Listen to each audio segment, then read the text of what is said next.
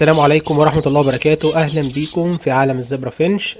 النهاردة إن شاء الله هنتكلم على وجبة مهمة جدا وموفرة جدا وهتوفر معانا هتوفر معانا في تكلفة الأكل في الحبوب، لأن أنا شايف الفترة الأخيرة ناس كتير بتشتكي من تكلفة أكل الطيور، وفي ناس كانت بدأت تصفي وفي ناس بدأت تقلل كمية الطيور اللي بتربيها. فاحنا إن شاء الله النهاردة هنحاول نقول لكم على الوجبة دي. هتحضرها في يوم واحد أو في نص ساعة بالكتير، هتقعد معاك شهر او شهر ونص وتكون كل يوم فريش.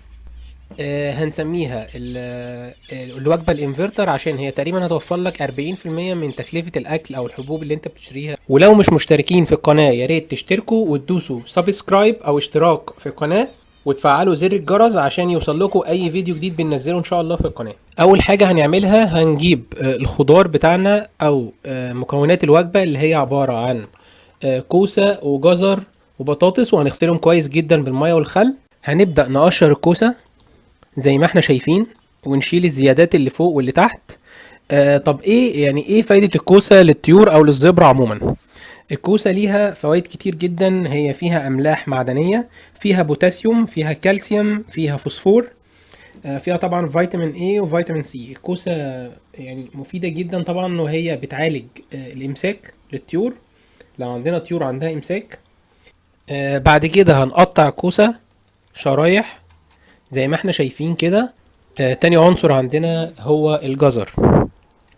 الجزر زي ما احنا عارفين الجزر مفيد جدا للطيور، مفيد لجدار المعدة للطيور، مفيد للكلى والكبد الطائر.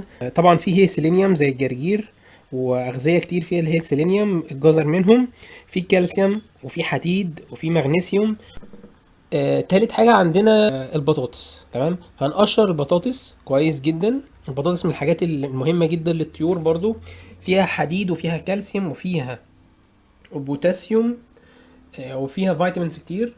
البطاطس مهمة جدا برضو للطيور، وهي بتمنع الإسهال. لا قدر الله لو انت عندك طيور عندها إسهال، البطاطس بتمسك بطنها أو بتخفف من عملية الإسهال.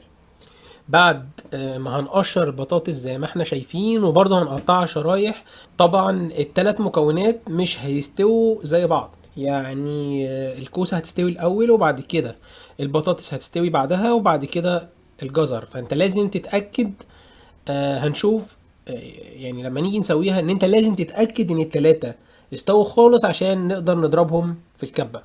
هنحط اخر مكون لينا في الوجبة النهاردة وهو البطاطس. بعد ما قطعناها هناخد البطاطس والجزر والكوسة ونغسلهم مرة واتنين بمية نظيفة، طبعا ياريت مية فلتر.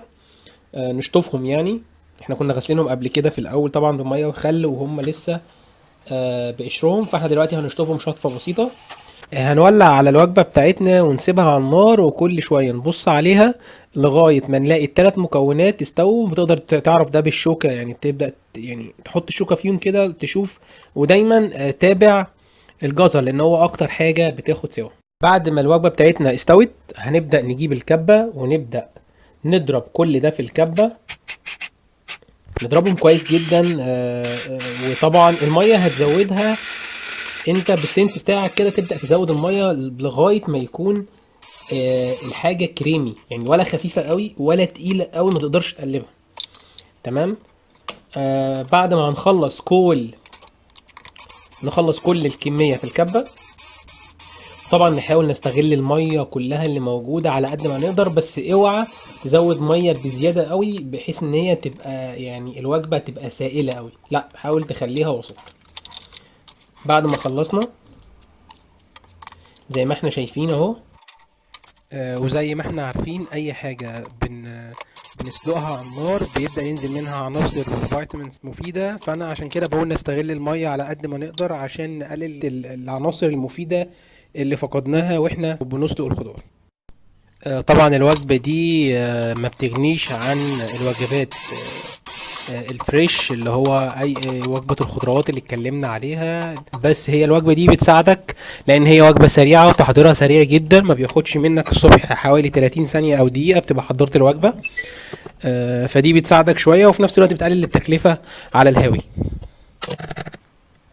هنا بعد ما هنخلص الكميه كلها ان شاء الله في كبه. طبعا يا جماعه يعني حاولوا يعني ايه كل شويه تنضفوا حواليكوا كده، عشان طبعا احنا كلنا بناكل عيش في البيوت، فمش عايزين مشاكل والنبي يا جماعه. يعني ما يبقاش انا بقول لكم وجبه عشان نفوت بيها الطيور فنعمل مشاكل مع الناس اللي في البيت يعني وايه، ويا رب ناكل عيش وربنا يستر عليكم وعلينا. او حاولوا توزعوا المدام في البيت واحنا قاعدين بنعمل بتاع دي، لان بيبقى في ضحايا كتير قوي في المطبخ. يعني المطبخ يعني بتلاقي المطبخ كله اتبهدل عشان نعمل الوجبه دي.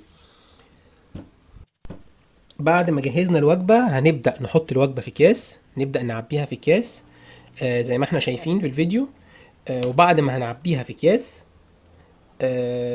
هتحاول تبطط الكيس كويس قوي. يعني انت هتملى الكيس، هنشوف زي ما احنا شايفين كده، هتبدأ تبطط الكيس بايدك بحيث ان هو يبقى السكنس بتاعه او التخانة بتاعة الكيس نقدر لما تحطه في الفريزر وتطلعه تقدر تكسره بالسكينة او بايدك ايا كان. هنعمل الكيس كده ونبدأ نتنيه على بعضه، والحته اللي فوق اللي على الكيس دي نبدا نتنيها كويس 3 4 تنيات بحيث ان الحاجه ما تقعش مني وانا بحط الخلطه في الفريزر. تمام.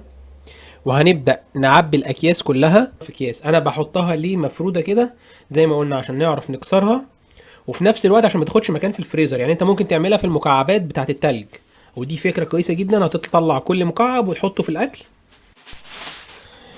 تمام. هنجهز الاربع اكياس والكميه كلها اللي انا عاملها اهي، وهنبدا نرصهم ونحطهم في الفريزر. تاني يوم ان شاء الله هنبدا نطلع الحاجه اهو. زي ما احنا شايفين جمده كويس.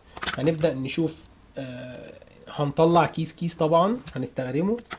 هنمسك الكيس ونحاول نفرد التانية اللي احنا عاملينها ونكسر قطعة، وناخد القطعة دي نحطها في طبق وندخل الطبق في الميكروويف لمدة 30 ثانية. زي ما انتوا شايفين القطعة صغيرة قوي، ما تحاولش تكتر لان هي على حسب الكمية عندك. طبعا عندك جوز 2 3، شوف كل جوز يعني انت محتاج له قد ايه. هحطها في الميكروويف.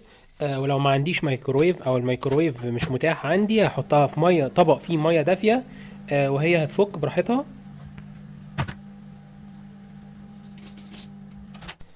وبعد ما طلعناها من الميكروويف زي ما احنا شايفين رجعت لينه تاني.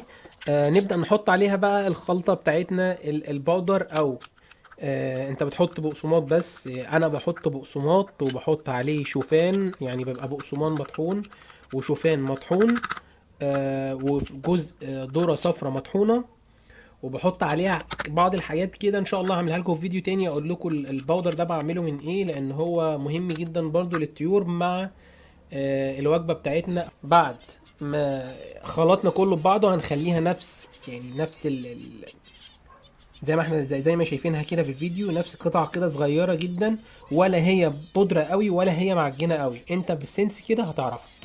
بعد كده تبدأ تقدمها لطيورك وبألف هنا، وهتلاقي عليها إقبال شديد جدا جدا من الطيور، وهتشوف بنفسك. الوجبة دي تتحط 3 أيام في الأسبوع أو 4 أيام في الأسبوع مينيموم. وما تقلقش من إمساك، ما تقلقش من إسهال. أنا ماشي على الوجبة دي بقالي سنتين، مفيش عندي أي مشاكل ما شاء الله الحمد لله. الوجبة دي بتساعد الطيور جدا، بتساعد الطيور اللي بتاكل زغاليل. ما بيبقاش عليها لود. يعني انت ان شاء الله لو عندك الجوز بيطلع بالسبع يعني بالست والسبع زغاليل، مش هيبقى عنده اي مشكله ان هو ياكلهم بدون ما يتعب او يحصل له اي حاجه او يحصل ارهاق للطيور من كتر التاكيل. وبألف هنا لطيورك. وكده يبقى وصلنا لنهاية الفيديو بتاع النهاردة ان شاء الله. ويا ريت واتمنى تكونوا استفدتوا منه.